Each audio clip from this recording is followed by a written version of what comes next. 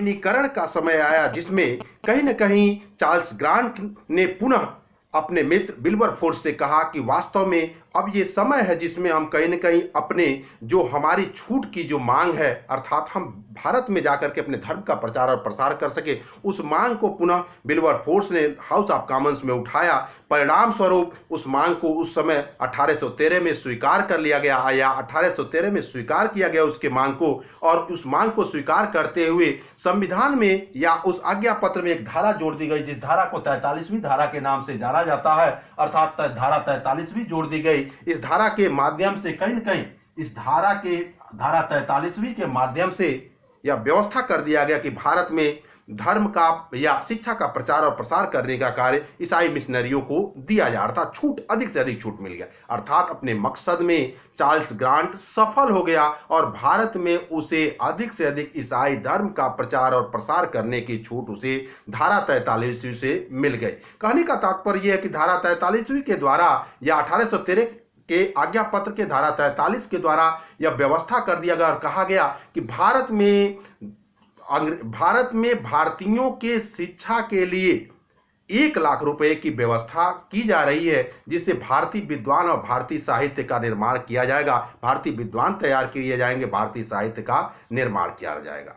जिसका परिणाम ये हुआ कि वास्तव में ये माना जाने लगा, भारतीयों के मन में एक उत्साह की भावना जग गई कि वास्तव में अब हमारे लिए शिक्षा की व्यवस्था की जाएगी। लेकिन परिणाम ये हुआ कि वास्तविकता के धरातल पर ऐसा नहीं हो सका। यद्यप भारतीयों के मन में एक भावना जगी कि ब्रिटिश ईस्ट इंडिया कंपनी के द्वारा हमारे लिए 1 लाख रुपए की शिक्षा की व्यवस्था की गई है, जिसमें यह कहा गया है कि भारतीय विद्वानों का तथा भारतीय साहित्य के उत्थान के लिए, भारत में शिक्षा के प्रचार और प्रसार के लिए, शिक्षा के उत्थान के लिए 1 लाख रुपए की व्यवस्था की जा रही है। अर्थात धारा 43वीं में यह वर्णन कर दिया गया,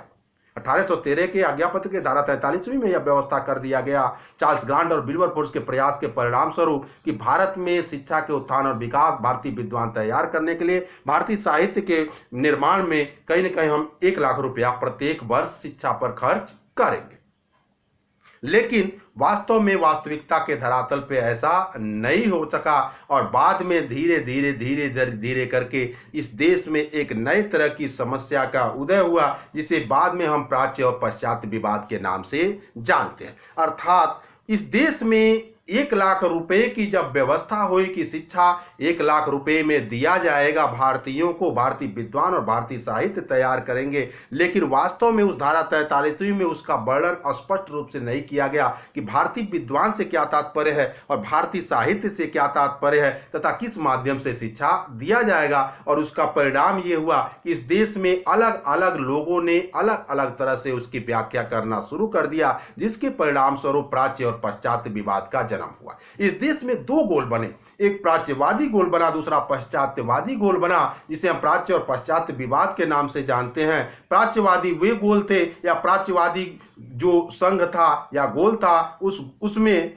कहीं न कहीं भारतीय हिंदू और मुसलमान के साथ साथ बुजुर्ग अंग्रेज कर्मचारी थे, जबकि पश्चात्यवादियों में अंग्रेज युवा कर्मचारी शामिल थे। प्राच्यवादी गोल ये कहता था कि अरबी, फारसी और संस्कृत के माध्यम से शिक्षा दिया जाए, अर्थात प्राच्य माध्यम से शिक्षा दिया जाए, जबकि पश्चात्यवादी कहता था कि नहीं, अंग्रेजी माध्यम से शिक्षा दिया जाए। कहने का तात्पर्य यह था कि प्राच्यवादी अपने हिसाब से उस 1 लाख रुपए के खर्च करने की व्याख्या करता था। वह कहता था भारतीय विद्वान से तात्पर्य हिंदू और मुसलमान विद्वान से है या पंडित और मौलवी से है, भारतीय साहित्य से तात्पर्य अरबी, फारसी और अरबी, फारसी और संस्कृत के साहित्य से। जबकि पश्चात्यवादी जो थे वो कहते थे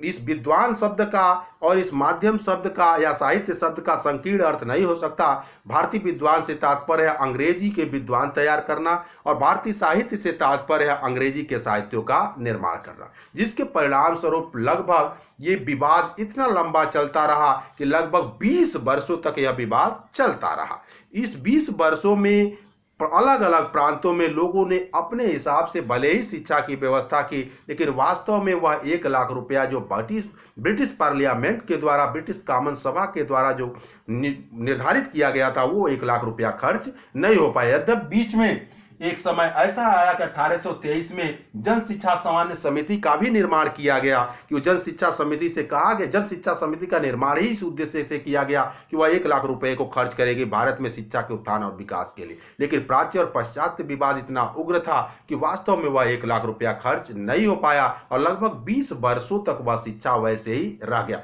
1833 का जब समय आया, पुनः कंपनी के आज्ञा पत्र के नवीनीकरण का समय आया, तब जाकर के इस मांग को पुनः दोहराया गया और कहा गया कि वास्तव में भारत में जो 1 लाख रुपया दिया गया था शिक्षा के उत्थान और विकास और विद्वानों को तैयार करने के लिए, वह पैसा खर्च नहीं हुआ है, जिसके परिणाम स्वरूप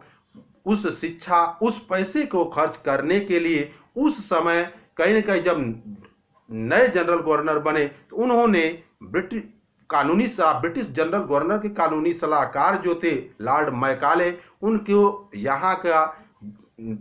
कानूनी सलाहकार के रूप में उनको भेजा और उससे राय मांगा कि कैसे वह 1 लाख रुपया खर्च किया जाए। तब जाके उन्होंने जब राय दिया, अर्थात लॉर्ड मैकाले ने उसकी जब व्याख्या कर दी, तब जाकर के वह 1 लाख रुपए खर्च हो सका। इसके अलावा 1833 के आज्ञा पत्र में जब नवीनीकरण का समय आया तो वह धन 1 लाख रुपए से बढ़ा करके 10 लाख रुपया कर दिया गया। अर्थात अब ब्रिटिश भारत में 10 लाख रुपया भारतीय शिक्षा के उत्थान और विकास के लिए खर्च किया जाएगा। कहने का तात्पर्य यह है कि 1813 के आज्ञा पत्र से तात्पर्य है 1 लाख रुपए का भारत में शिक्षा के उत्थान और विकास के लिए खर्च किए जाने से, और वह 43वीं धारा में उसका वर्णन किया गया था। प्राच्य और पाश्चात्य विवाद से तात्पर्य यह है कि प्राच्य एक ऐसा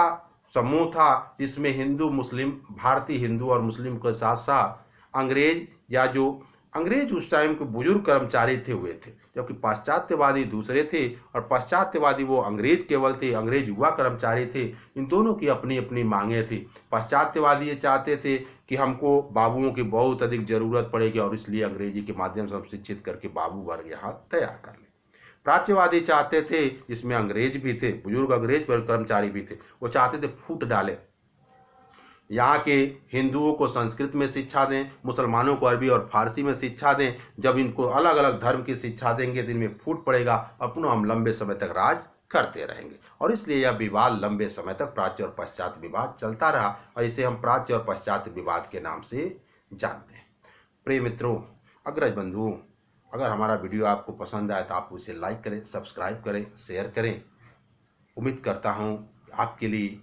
हमारे लिए, हम सबके जीवन के लिए यह वीडियो उपयोगी होगा। इस उम्मीद के साथ जय हिंद, वंदे मातरम, नमस्कार। पुनः मैं अगले वीडियो में जब आऊँगा तो भारतीय शिक्षा के इतिहास से मैकाले का विवरण पत्र लेकर आऊँगा और साथ साथ शिक्षा मनोविज्ञान में भी व्यक्तित्व मापन को लेकर के आऊँगा। धन्यवाद।